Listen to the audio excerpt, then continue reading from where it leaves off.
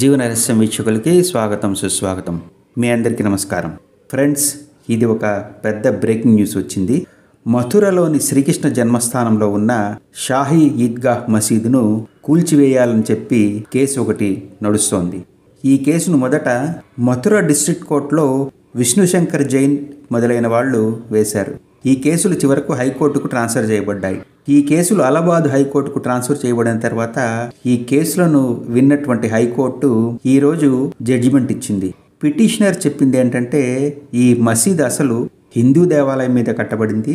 ఈ స్థలం 13.37 ఎకరాల కాత్రా కేశవ్ దేవాలయం సంబంధించినటువంటి స్థలము.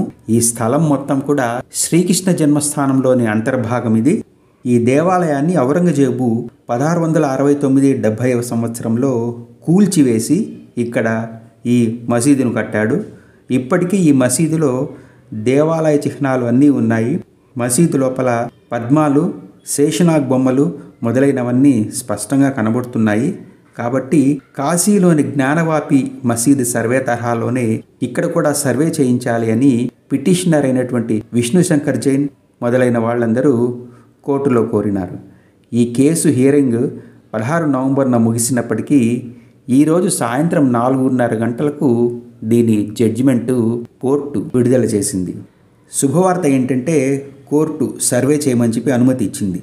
ఈ సర్వే మొత్తం కూడా ఒక అడ్వకేట్ కమిషనర్ పర్యవేక్షణలో జరుగుతుందని కోర్టు చెప్పింది. సర్వే ఎలా చేయాలి, ఎవరు చేయాలి అనేటువంటి వివరాలను ఈ నెల 18వ తేదీన ప్రకటిస్తామని కోర్టు చెప్పింది. మీకు ఈ కేసులో కొంత ఇంట్రెస్టింగ్ విషయం చెప్తాను ఫ్రెండ్స్. ఈ కేసులో అలహాబాద్ హైకోర్టు చాలా దూకుడుగా ప్రవర్తిస్తూ వస్తోంది. ఈ కేసుకు సంబంధించిన పిటిషన్లు నిజానికి మథుర డిస్ట్రిక్ట్ కోర్టులో ఉన్నాయి. అప్పుడు హైకోర్టు దూకుడుగా తనంతకు తానే ఈ కేసులను హైకోర్టుకు మార్చుకునేసింది. దీని అర్థం ఏంటంటే, ఈ కేసులనన్నింటినీ డిస్ట్రిక్ట్ కోర్టు నుండి హైకోర్టుకు మార్చుకునేసింది. ఇది మే 26వ తేదీన జరిగింది. దీని తర్వాత హిందూ సంఘాలు ఆగస్టు 14న మసీదు సర్వే చేయాలని చెప్పి సుప్రీంకోర్టుకు వెళ్ళాయి. అప్పుడు సుప్రీంకోర్టు ఈ కేసును జనవరి 9, 2024లో వింటాము అని చెప్పింది. దీన్ని చూసినటువంటి ముస్లిం సంఘాలు ఏం చేశాయంటే, సుప్రీంకోర్టుకు వెళ్ళేసి అలహాబాద్ హైకోర్టు తనంతకు తానే కేసులను డిస్ట్రిక్ట్ కోర్టు నుండి ట్రాన్స్ఫర్ చేసుకుంది, ఇది చాలా అన్యాయమని కేసు వేసింది. ఇదంతా ఈ విధంగా సుప్రీంకోర్టులో జరుగుతూ ఉంటే ఇక్కడ అలహాబాద్ హైకోర్టు మాత్రం సైలెంట్గా తన పని తాను చేస్తోంది. కేసు సుప్రీంకోర్టులో ఉంది కాబట్టి ఇక నాకు సంబంధం లేదు అనేటువంటి మాటలు మాట్లాడకుండా దూకుడుగా ఈరోజు జడ్జిమెంట్ను కూడా ఇచ్చేసింది. దీనితో పాటు ఈ నెల 18వ తేదీన సర్వే ఎలా చేయాలి, ఎవరు చేయాలి అనేటువంటి విషయాలు కూడా చెప్తానని డిక్లేర్ చేసేసి దూకుడుగా దూసుకుపోతోంది. ఇప్పుడు తప్పకుండా సాయిబులందరూ అలహాబాద్ హైకోర్టు మీద సుప్రీంకోర్టుకు వెళ్ళి ఎట్లయినా కానీ అలహాబాద్ హైకోర్టు దూకుడును ఆపమని చెప్పి ప్రాధేయపడతారు.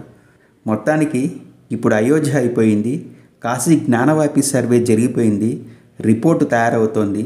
ఇప్పుడు ఫ్రెష్గా మథుర శ్రీకృష్ణ జన్మస్థానంలో మసీదు సర్వే కూడా స్టార్ట్ కాబోతుంది. నిజంగా ఇది హిందువులందరికీ గొప్ప శుభవార్త. జై శ్రీకృష్ణ. మీ అందరికీ నమస్కారం.